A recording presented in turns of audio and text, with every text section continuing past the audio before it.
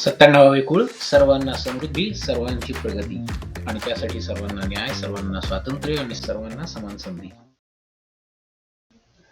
नमस्कार. आज आपण दोन गोष्टी बघूयात. एक म्हणजे इराणचा गुंता, की इराणचं युद्ध नक्की चाललंय ते कशासाठी चाललंय. माझ्यावरती आपण मागच्या वेळी त्याबद्दल बोललोय, पण तरी it's worth talking about it a little bit more.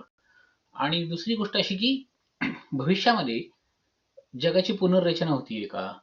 आणि मग चीन येईल की अमेरिका येईल? आणि कोण येणं चांगलं? ह्याबद्दल पण बोलूयात. अ, इराण युद्ध, इराक युद्ध हे नक्की ऑइलसाठी केलं होतं हे खूप क्लिअर आहे, की हे काळाच्या ओघात जगाच्या लक्षात आलं, की अमेरिकेला बेसिकली इराकचं ऑइल हवं होतं. इराकची त्या भागातली सत्ता हवी होती. आणि एक there is a long term pattern, की मुस्लिमांचं जे काही साम्राज्य, ऑटोमन साम्राज्य ते इसवी सन 1300 पासूनचं तुर्कीपासून ते भारतापर्यंत पसरलेलं होतं. ते पूर्ण उखडून फेकणं हे एक खूप लाँग रनिंग ऑब्जेक्टिव्ह आहे वेस्टर्न सोसायटीजचं. आणि जगाच्या इतिहासात जर आपण बघितलं तर इंग्लंड हे साम्राज्य असं कधी विशेष नव्हतं. मोठी-मोठी साम्राज्य वेगळीच होती. पण 1700-1800 नंतर जसं इंग्रजांना भारत मिळाला, तसं मग इंग्लिश साम्राज्य प्रचंड मोठं झालं हे लक्षात घ्या. आणि मग अर्थातच त्यांनी जगभर नाहीतर मग तशी साम्राज्य बरीच लोकांची होती, की फ्रेंचांची होती, डच लोकांची होती, अगदी बेल्जियम लोकं त्यांचं सुद्धा अंगोला का कुठे आफ्रिकेमध्ये त्यांनी त्यांच्या कॉलनीज केल्या होत्या. अ, तर अ, हे हे समजून घेण्यासारखी गोष्ट आहे, की इराक युद्धाचं तो एक भाग होता, की ऑइल हवंय, पण एक अ, संपूर्ण तो जो भूभाग आहे, टर्कीपासून ते भारतापर्यंत त्याच्यावरती नियंत्रण ठेवणं खूप महत्वाचं आहे. आणि इस्रायल हा त्याचा एक भाग आहे असं माझं मत आहे, की दुर्दैवाने ज्यूइश लोकांची जी काही वाताहत झाली अ, दुसऱ्या महायुद्धामध्ये, त्यानंतर ते सगळे युरोपमधनं त्यांना अक्षरशः फेकले गेले ते. आणि त्यांना कुठेतरी रुजवायचं. आणि तुम्ही लक्षात घ्या, जे लोक निर्वासित आहेत, ज्यांचं कशाचाही कुठेही काही ठिकाणा नाही, त्या लोकांना चॉईस काय आहे? तुम्ही जे म्हणाल तिकडे आम्ही जातो. That's exactly what happen. आणि इंग्रजांनी इस्रायल निर्माण केलं. आणि इस्रायल तेव्हापासून आजतागायत हे असं वापरलं गेलंय, की ब्रिटिशांनी अगदी चलाखीने मुस्लिम विरुद्ध किंवा अरब विरुद्ध ज्यूइश लोक असा तो एक संघर्ष निर्माण केलेला आहे. तसा कधी इतिहासात तुम्ही मागची हजारो वर्ष बघितली तर ऍक्च्युली अरबांनी ज्यूइश लोकांना आश्रय दिला. अरबांचं नाही, ज्यूइश लोकांचं कधीही भांडण नव्हतं, की जे भांडण आर्टिफिशियली निर्माण केलं गेलं, की जिथे लोक हजारो वर्ष राहत आहेत तिथं ब्रिटिशांनी त्यांना आणून बसवलं आणि त्यांना म्हणाले 700 वर्षांपूर्वी तुम्ही इथं होता. 700 इस्रायलची लोक तुम्ही लक्षात घ्या, की 700 वर्षापूर्वी तुम्ही तिथे होता. 700 वर्षापूर्वीचा क्लेम कसा काय आज असू शकतो, की जे भारतात आज तेच होते, की राम जन्मभूमी 400 वर्षापूर्वीचा काहीतरी वाद उकरून काढून भाजप हिंदू मुस्लिम भांडण लावून सत्तेवर आलेलं आहे. तर that's exactly what has basically happened middle ईस्टमध्ये सुद्धा तेच झालेलं आहे. तर इराणचं युद्ध हा त्या पॅटर्नचा एक भाग आहे नक्कीच, की इराण वॉज नॉट ऑटोमन. इराणची सफाविद डायनेस्टी वेगळी आहे, किंवा इराणची जी कुठली घराणी, हजारो वर्ष इराण हे एक लढवय्ये राष्ट्र आहे आणि एक संस्कृती पण आहे. त्यात काहीच वाद नाही. इतकी संस्कृती चांगली त्यांची, की आपले जे मुघल होते ते ॲक्चुअली इराणी नव्हते. पण तरी त्यांनी पर्शियन भाषा का वापरली? की ते आले उझबेकिस्तानमधून, पण त्यांनी पर्शियन यासाठी वापरली, की त्या काळात इराणचा तेवढा जगभर इन्फ्लुअन्स होता, की आज जसं आपण इंग्रजी वापरतो. खरं आपण इंग्रजी का वापरतो? There is no reason other than the fact की English is the dominant language of last century आणि प्रॉब्ली ह्या सेंच्युरीची सुद्धा. तर that's exactly what happen with Persian, की मुघलांनी यासाठी पर्शियन वापरली, की त्या काळात ती राज्यकारभाराची तीच भाषा होती, की सगळी जी साम्राज्य होती ती सगळी अरेबिक आणि मुस्लिम साम्राज्य होती. आणि म्हणून मग मुघलांनी ती वापरली. असो. तर इराणचं युद्ध हा एक गुंतागुंतीचा विषय यासाठी झालेला आहे, की इराकचं युद्धच्या विरुद्ध अमेरिकेत प्रचंड तीव्र प्रतिक्रिया आली होती. ट्रम्पचं जे समर्थक आहेत ते सगळे युद्धाच्या विरुद्ध असणारे लोक आहेत. आणि तरीही आता परत ट्रम्प या युद्धात उतरला आहे, हे खूप आश्चर्याची गोष्ट आहे. आणि त्याच्या मागची एक थिअरी अशी आहे, की जे अमेरिकन साम्राज्य आहे, अमेरिकन साम्राज्याचा एक भाग हा ब्लॅकमेलिंग होता आणि एप्स्टीन हा त्याचा एक भाग होता. आणि एप्स्टीन सारखे अजून कदाचित 50 एप्स्टीन असतील, की जे जगभरातल्या लोकांना अशा पद्धतीने ब्लॅकमेल करून साम्राज्य अमेरिकेचं टिकवतील किंवा अनेक ठिकाणीची गुप्तहेर हे एप्स्टीन सारखे लोक अनेक ठिकाणी पेरून त्या त्या त्या देशातल्या नेत्यांना, ब्युरोक्रॅट्सना, इंडस्ट्रियलिस्टला वश करणं हा एक भाग असू शकतो. आणि मग अमेरिकेचं जे साम्राज्य आहे त्या साम्राज्याचं त्यांची इच्छा आहे की हे एप्स्टीन प्रकरण बाहेर येऊ नये, कारण ते आलं तर अं, अमेरिकन साम्राज्य धोक्यात येतं किंवा ती जी यंत्रणा आहे. आता अमेरिकन साम्राज्य म्हणजे काय हे मी तुम्हाला मागच्या वेळी सांगितलं होतं. डीप स्टेट म्हणजे काय हे तुम्ही तो एक भाग बघा जर तुम्ही बघितला नसेल तर, की असं कुठलाही एक व्यक्ती नाहीये. अमेरिकन साम्राज्य ऍक्च्युअली एक डेमोक्रॅटिक साम्राज्य आहे, की जिथे एक नाही, दोन नाही, हजारो लोक त्यांची ती यंत्रणा आहे. आणि त्यांनी जगातली जी याला आपण लिबरल वर्ल्ड वर्ल्ड ऑर्डर म्हणतो, की एक आर्थिकदृष्ट्या प्रगती करणं आणि मग त्याचं साम्राज्य निर्माण करणं, की ॲज लाँग ॲज तुम्ही आमच्या साम्राज्याचा भाग आहात, तुम्ही ॲज लाँग ॲज तुम्ही आमच्या आणि स्वतःच्या आर्थिक प्रगतीला हात लावताय, everything is fine, then will work with you. ही एक धारणा अमेरिकन राज्यकर्त्यांची होती. पण झालंय कसं, की तो कुठलंही सत्ता जी असते, हळू त्यांचा एक लाभार्थी वर्ग तयार होतो, की जो अमेरिकेत झाला. आणि त्या लाभार्थी वर्गाने अमेरिकेतल्याच अमेरिकेतच विषमता इतकी वाढत गेली, की त्यामुळं मग इराक युद्ध ही ठिणगी झाली. आणि त्याच्या विरुद्ध प्रतिक्रिया म्हणून मग जो अमेरिकेतला जो वंचित वर्ग आहे, त्यांची ही प्रतिक्रिया म्हणून ट्रम्प आहे, हे लक्षात घ्या. परंतु मग हा जो एक लाभार्थी वर्ग आहे, त्याला स्वतःचं स्थान टिकवणं गरजेचं आहे. आणि म्हणून या एप्स्टीन प्रकरणात हे सगळं आपला वर्ग नष्ट होऊ नये आणि ट्रम्पची जी काही मुवमेंट आहे, त्या दहशत बसावी, म्हणून माझ्या मते हे इराणचं युद्ध अमेरिकेवर लादलेलं एक युद्ध आहे. आणि ही यंत्रणा कशी पाठीमागे काम करते, आणि ती यंत्रणा असतेच किंवा नसते हा एक भाग आहे, राईट. पण कारण सत्तेचं सूत्रच असं आहे की ती पडद्यामागेच राहते, कमीत कमी पाश्चात्य देशामध्ये, की ती पुढे येत नाही. कारण पुढे जे येते ती हाणून पाडली जाते, लक्षात घ्या. म्हणून पडद्यामागूनच सत्ता आता मागची अनेक शतक काम करत आहे. पूर्वी एक राजा असायचा, पण राजाला मग मारलं जायचं, हे तुम्ही लक्षात घ्या. म्हणून मग त्याच्यानंतर हळूहळू काळाच्या ओघात आता जगातल्या सत्तेचं रूप असं झालेलं आहे, की खरी सत्ता ही पडद्यामागे राहते आणि पुढे फक्त मुखवटे निर्माण केले जातात, की पंतप्रधान आहे, तो गृहमंत्री आहे, अमुक मंत्री, आमदार आणि खासदार. पण खरी सत्ता ही आता आजकाल पैशाची सत्ता झालेली आहे, की पाठीमागून सगळे इंडस्ट्रियलिस्ट आणि rich people they basically control. That's how the nature of power has evolved. आणि म्हणून इराणचा गुंता हा तसा गुंता आहे, की ती जी सत्ता आहे, भले तुम्ही कोणीही सत्तेत या, राष्ट्राध्यक्ष व्हा, it doesn't matter. What matters is की की अ, अ, पैसा आणि सत्ता आणि इंडस्ट्रीज कुणाच्या ताब्यात आहेत, की राज्य सरकार त्या सिंहासनावर बसणं त्याच्यात सत्ता नाहीये. सत्ता याच्यात आहे की उत्पन्नाची साधनं कोणाकडे आहेत. आणि आता आधुनिक काळात उत्पन्नाची साधनं इंडस्ट्रियलिस्टकडे आहेत. पूर्वीच्या काळी उत्पन्नाचं साधन हे राजाकडे असायचं. कारण अक्षरशः सगळ्या जनतेचा जो पैसा आहे त्याचा 60% 70% तो टॅक्स म्हणून घ्यायचा. छत्रपतींच्या काळातला नंबर मी तुम्हाला सांगतोय, की छत्रपतींच्या काळामध्ये टॅक्स हा 60% च्या आसपास होता. आणि 7-12 म्हणजे काय? तर 7-12 हो का नाही? की 7 राजाची आणि 12 पैकी 7 राजाची म्हणजे 5 शेतकऱ्याची.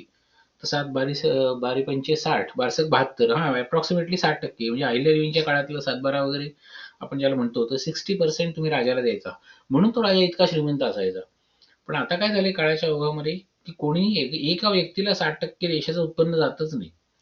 आणि इंडस्ट्रियलिस्ट सुद्धा जे आहेत ते सुद्धा बघा तुम्ही, की अख्खा देश अमेरिका 30 ट्रिलियनचा आहे आणि त्याच्यात इलॉन मस्क हा 400 बिलियन किंवा 800 बिलियन. तर so he is still a fraction of the whole country. की पूर्वी तसं नव्हतं. पूर्वी राजा was like he owned everything, नृपती, भूपती वगैरे, हो का नाही? त्यामुळे सध्याची सिस्टम ऍक्च्युली चांगली आहे. त्यात वाईट इतकंच आहे, की आपल्याला तरी ती विषमता जाणवते आणि आपण तरी क्वेश्चन करतो. पण पूर्वीच्या काळी तुम्ही क्वेश्चन केलं तर तुमचे हातपाय आणि मुंडकी कापली जायची. आजकाल ते होत नाही. हा फरक आहे. आयडियल नाहीये, ते आदर्श नाहीये, पण हे समजून घेणं खूप महत्वाची गोष्ट असते. मग प्रश्न असा आहे, की आता इराणचा हा जो काही अ, युद्ध चाललेलं आहे, ह्या युद्धाचं मागचं कारण जर हे असं असेल, की अमेरिकेच्या त्या सत्ताधारी वर्गाला आपली सत्ता निरंतर टिकवायची आहे, पण ती सत्ता आता त्यांच्या हातातनं जात चाललेली आहे. कारण हा एक अमेरिकेत एक वर्ग जागृत झालाय, की जो ट्रम्पच्या मागे राहिलेला आहे. तर ट्रम्प हा काही फार शहाणा माणूस अजिबात नाहीये. मी त्याचं काहीही समर्थन करत नाहीये. पण मी तुम्हाला सांगतोय, की अमेरिकेत कशा पद्धतीचे एक शांत रेव्होल्यूशन चाललेली आहे, की ही जी जुनी अमेरिकेची सत्ता आहे, तिला ते उलथवून टाकलं जात आहेत. पण ते करण्याच्या नादात जगाचीच पुनर्रचना होण्याची शक्यता आहे. का तुम्हाला सांगतो, की अमेरिका ज्या पद्धतीने अमेरिकेने मागची 50, 70, 80 वर्ष 1900 पासून अमेरिकेची महासत्ता जगात सुरू झालेली आहे.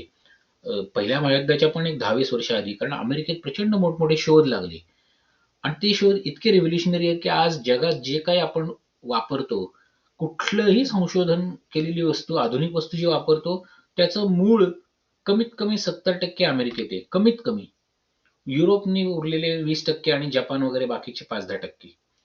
तुम्ही लक्षात घ्या, आज आपण जे काही जगतोय, आपण जे काही कपडे घालतो, आपण जे काही शूज घालतो, आपण जे काही खातो, आपण ज्या काही घरातल्या वस्तू वापरतो, इलेक्ट्रॉनिक्स असेल, सगळ्याचं संशोधनाचं मूळ अमेरिकेत आहे आणि म्हणून अमेरिकेची महासत्ता आहे हे तुम्ही लक्षात घ्या. आणि मग अमेरिकेने काय केलेलं आहे, की जगभर अमेरिकेने बऱ्याच क्षेत्रात नियम चांगले घालून दिले, की FDA असेल, food and drug administration, FAA म्हणजे फेडरल एव्हिएशन ॲडमिनिस्ट्रेशन, की विमानं कशी उडतात वगैरे, हो का नाही? की औषधं कशी असली पाहिजेत, विमानांचे काय नियम, हवाई वाहतुकीचे काय नियम, रेल्वेचे काय नियम, वेगवेगळ्या केमिकल्सचे स्टँडर्ड्स करणं, हे सगळे अमेरिकन ॲडमिनिस्ट्रेशनने केलेल्या गोष्टी आहेत, की ज्या जगभर वापरल्या जातात आपल्याला कळत नाही. की ते अमेरिकेतनं त्याची सुरुवात झालेली आहे आणि म्हणून अमेरिका महासत्ता आहे. त्यामुळे अमेरिका महासत्ता नसणं हे जगासाठी चांगली गोष्ट नाहीये. हे तुम्ही लक्षात घ्या, की अमेरिका महासत्ता असली पाहिजे. फक्त प्रश्न असा आहे, की कशा पद्धतीची ती महासत्ता असली पाहिजे. की अमेरिका ही लोक जसं स्वतःच्या लोकांचं कल्याण करते, तसं जगाचं कल्याण करणारी महासत्ता असायला हवी. हे त्याचं उत्तर आहे. आणि ॲक्चुअली चला मी म्हणतो तुम्हाला अमेरिका नको असेल तरी हरकत नाही. पण जी कुठली महासत्ता जगात असेल, तिने संपूर्ण जगाचं कल्याण करावं ही अपेक्षा आहे. यात तर काय कोणाचा वाद असायचं कारण नाही. हो का नाही? आणि मग प्रश्न असा आहे की समजा चीनचा उदय झाला तर चीन तशी महासत्ता असेल का? जर आपल्याला भारतीय लोकांना भारताचा उदय करायचा असेल, तर मग भारत तसा असेल का की आपण सगळ्यांशी मित्रत्वाचे संबंध ठेवून तरीही स्वतःसाठी शक्तिशाली होऊन स्वतःचाही उत्कर्ष करणं आणि इतर गुंड, मवाली आणि वाईट प्रवृत्तींना ताब्यात ठेवून जग चालवणं. तर अमेरिकेचं ते थोडंसं अपयश कशात आलं माहिती आहे का? की 1989 नंतर रशियाचा पाडाव झाल्यानंतर अमेरिका नेव्हर रिअली अंडरस्टूड की अरे आता आपण जिंकलो आहोत. आपली जी काही पद्धती आहे, कॅपिटलिझम आहे, जगाने तो मान्य केला आहे. तर आता संपूर्ण जगाला बरोबर घेऊन जाणं आधुनिक काळात तंत्रज्ञान इतकं भारी झालंय की सगळेजण सुखी होऊ शकतात. पण त्या अमेरिकन राज्यकर्त्यांचा जो दृष्टिकोन आहे, की जे जुने राज्यकर्ते आहेत, की जे आता मी तुम्हाला जे म्हटलं डीप स्टेट, त्यांचा तो दृष्टिकोन खूपच म्हणजे फॉल्टी कॅटेगरीतला आहे, की त्यांना हे कळत नाही, की अशा वेगळ्या पद्धतीने जग चालू शकतं. आणि म्हणून सगळी ही युद्ध असतात, की इराणचं युद्ध ते इन अ वे तेच आहे ना, की कुठेतरी अस्थिरता केली, की मग खरे इश्यूज मागे पडले जातात, की एप्स्टीन सारखा असेल किंवा अमेरिकेतली विषमता असेल. अमेरिकेतही भ्रष्टाचार आहे, खूप वेगळ्या पद्धतीचा असतो. अगदी भारतातला $10 आणि $20 पोलिसाला देणं हा प्रकार नाहीये अमेरिकेत. पण मला हे म्हणायचं आहे, की जगाची पुनर्रचना होते आहे, होणार आहे. त्याच्यात अमेरिका बऱ्यापैकी तरीही आघाडीवरच राहणार आहे. पण मूळ प्रश्न हा आहे, की सत्ता ही काइंड असायला लागते.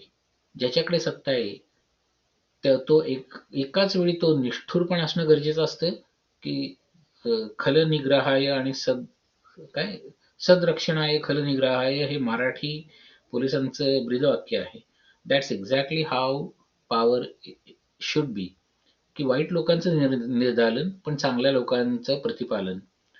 आणि तशा पद्धतीची जी असते ती सत्ता टिकते आणि तशा पद्धतीची सत्ता अमेरिका स्वतःच्या घरी खूपच जबरदस्त आहे. हे मी अनेकदा तुम्हाला अनेक भारतीय लोक सांगतील, की अमेरिका कसं स्वतःच्या लोकांचं संरक्षण करतं. स्वतः म्हणजे काय? जे अमेरिकेत आहेत. भले तो माणूस माझ्यासारखा दिसायला असू दे, नाहीतर गोरा असू दे, नाहीतर अजून चिनी असू देत. अमेरिकेचे कायदे हे तसे बऱ्यापैकी अजूनही सगळ्यांना खूप छान पद्धतीने वागणूक दिली जाते. म्हणून तर भारतीय लोक अमेरिकेत येऊन इतके प्रॉस्परस झालेले आहेत, समृद्ध झालेले आहेत. तर हेच लक्षात घ्या, की ते अमेरिकेने जगभर केलं नाही. त्याच्या उलट त्यांनी जगभर खूप काड्या केलेल्या आहेत. फिलिपिन्स असू देत, नाहीतर ईस्टर्न युरोप असू देत, नाहीतर इराण असू दे, अफगाणिस्तान असू देत, इराक असू देत, कुठेही. आणि माझं तर म्हणणं आहे, की भारतात सध्या जे काही हिंदुत्वाचा नंगानाच चाललाय त्याच्यामागे डायरेक्टली किंवा इनडायरेक्टली अमेरिकन ताकदवान माणसं आहेत, की ज्यांना भारतातला कंट्रोल पण करायचा आहे आणि भारताला पुढे पण येऊन द्यायचं नाही. आणि हे सगळे ते जुन्या पद्धतीचं डीप स्टेट ज्याला मी म्हणतो ते आहे. तर अ, हे अमेरिकेची दिशा बदलणं गरजेचं आहे. पण ती दिशा प्रश्न असा आहे, की भारत त्यात काही पॉझिटिव्ह बदल करू शकतो का? भारतीय माणसं काही पॉझिटिव्ह बदल करू शकतात का? एक लक्षात घ्या, भारतामध्ये चीनमध्ये थोडं भांडायची थोडी तरी ताकद आहे. भारतात काहीच ताकद नाही हे तुम्ही लक्षात घ्या आत्ता या क्षणी. कारण भारतामध्ये काय झालंय, की भारतामध्ये एक फंगस असतं ना, फंगस लागतं किंवा कॅन्सर लागतो. तर तसं कॅन्सर लागलेलं आहे आपल्या भारताला, की एक इंग्रजांनी जी एक व्यवस्था निर्माण केली तिचा भारताला कॅन्सर लागलाय आणि तिने संपूर्ण भारत ग्रस्त केलेला आहे. त्यामुळे आपल्यात ती ताकद नाहीये, की आपलं स्वतःचं सुद्धा आपण काही सांभाळू शकत नाही. अमेरिकेने इतका तो एल-पी-जी सगळी नाकेबंदी केली, इतका एल महाग झाला. मुंबईमध्ये पाव बनणं बंद झालं. दिल्लीमध्ये नान बनणं बंद झालं कारण गॅसचा पुरवठा संपला. तर हे लक्षात घे, ही आपली ताकद आहे, की आपण अमेरिकेला उलटं बोलू शकत नाही. भारतीय माणसं उलटी बोलू शकत नाहीत, की "अरे, हे काय नाटक चाललंय? बंद करा. आम्हाला आमचा गॅस पाहिजे. तुम्ही तुमचं काय करायचं ते करा, पण आम्हाला आमचा गॅस पाहिजे." हे बोलू शकत नाही तुम्ही आज. ती ताकद नाहीये भारतात. ती ताकद कशी येईल हे आपण हा आपला ब्लॉगचा हाच उद्देश आहे, की आपण या गोष्टींची चर्चा करणार आहोत. पण आता आजच्या भागात एवढं पुरे. आजच मी लगेच दुसरा एक भाग करतोय आणि त्या दुसऱ्या भागामध्ये थोडं कॉस्ट ऑफ गव्हर्नमेंट बद्दल बोलणार आहे. तो भाग जरूर पहा. ठीक आहे. पुरे.